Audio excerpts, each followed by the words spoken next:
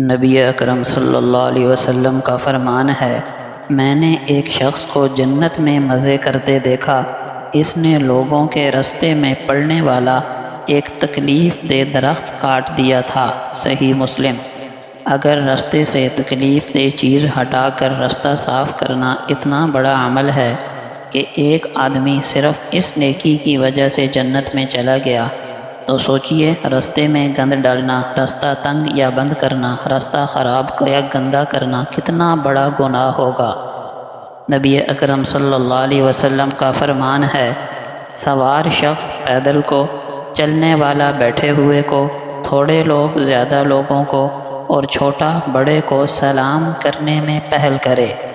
آپ صلی اللہ علیہ وسلم نے فرمایا، میری آنکھوں کی ٹھنڈک نماز میں بنا دی گئی ہے۔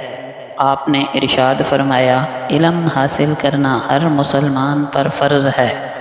نبی اکرم صلی اللہ علیہ وسلم نے فرمایا، اپنے قریب المرگ لوگوں کو لا الہ الا اللہ کی تلقین کیا کرو۔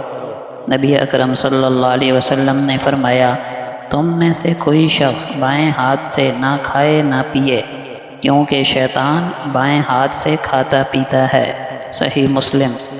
نبی اکرم صلی اللہ علیہ وسلم نے فرمایا، اللہ تعالیٰ اس کتاب یعنی قرآن کریم کے ذریعے کچھ لوگوں کو بلندیاں عطا فرماتا ہے اور اسی قرآن کے ذریعے دوسروں کو پستی میں گرا دیتا ہے۔ صحیح مسلم۔ یعنی جو اس کو پڑھیں، سمجھیں، عمل کریں، قرآن کی وجہ سے عزتیں ملیں گی۔ جو نہ پڑھیں، نہ سمجھیں، نہ عمل کریں، اس وجہ سے دنیا آخرت میں ذلت و رسوائی ہوگی۔